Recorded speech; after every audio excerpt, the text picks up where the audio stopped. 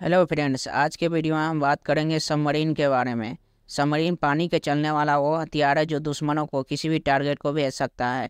ज़मीन के हमले से लेकर दुश्मनों को जासूसी तक भी कर सकता है।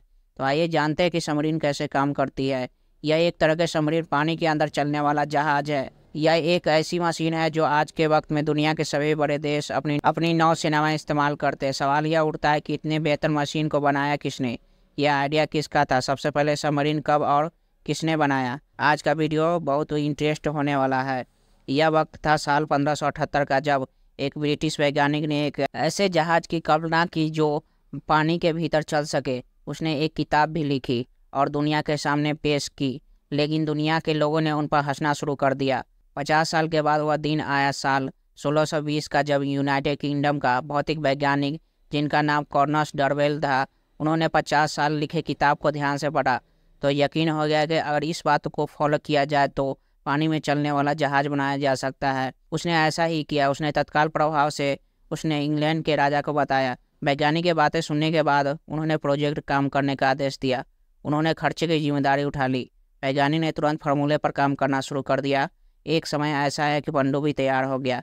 यह सबमरीन लकड़ियों का बनाया गया और ख़ास तरह के तेल इस्तेमाल किया गया था। उसने जहाज के चमड़े पर परत लगाई जिससे लकड़ी की परत खराब ना हो सके, ताकि जहाज के अंदर पानी की एक बूंद भी न जा सके। जहाज के अंदर कोई इलेक्ट्रॉनिक इंजन नहीं था और यही था दुनिया का पहला पनडुब्बी। आपको जानकर हैरानी होगी कि 1620 में पनडुब्बी तो बना लिया था, लेकिन इसका इस्तेमाल बेहद कम था। धीरे धीरे आया वो दौर, दुनिया भर के देश विकास के दौर में आगे बढ़ने लगे, एक दूसरे से लड़ाई लड़ने लगे, सैनिकों का विस्तार करने लगे, तरह तरह के हथियार बनाने लगे और यही से शुरू हुआ सबमरीन का नया दौर।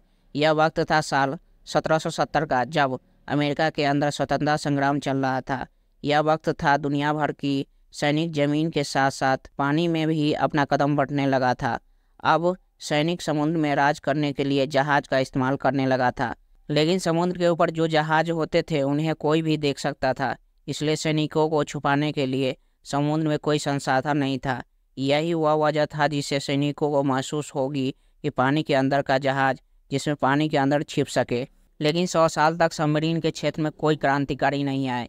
समय बीतता गया। एक इरिश इंजीनियर अमेरिका के लिए सबमरीन तैयार किया, एक ऐसा पनडुब्बी जो सिर्फ पानी के भीतर जा सकता था, जहां मन करे वहां जा सकता था, पानी के भीतर दौड़ सकता था, यहाँ तक पानी के भीतर से दुश्मनों पर हमला कर सकता था। पहली बार है ऐसा पनडुब्बी तैयार किया गया था जिसमें ईंधन का इस्तेमाल किया गया था, इलेक्ट्रिक मोटर का इस्तेमाल किया जाता था, तरह तरह के इसमें हथियार इस्तेमाल किया जाता था।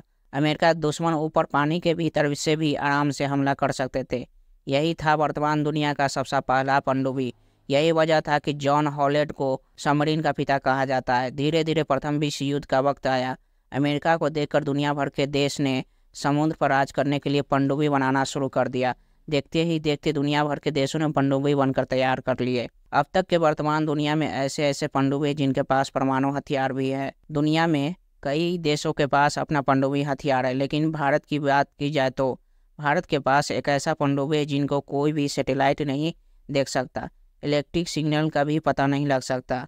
और इस पनडुब्बी के अंदर इतनी ताकत है और ज़रूरत पड़ने पर अरब सागर और हिंद महासागर में किसी भी दुश्मन को किसी वक्त तहस नहस किया जा सकता है। अगर हम भारत की बात की जाए तो साल 1967 में भारत के पहले पनडुब्बी कलावड़ी को भारतीय नौसेना में शामिल किया गया, जिससे 30 सालों के बाद 31 मार्च 1996 को नौसेना से रिटायर कर दिया गया। भारत के पास भिन्न भिन्न प्रकार के पनडुब्बी है, जिसमें से प्रमुख पनडुब्बी है अरिहंत। तो आज के वीडियो में बस इतना ही। वीडियो अच्छा लगा हो तो चैनल को सब्सक्राइब कीजिए।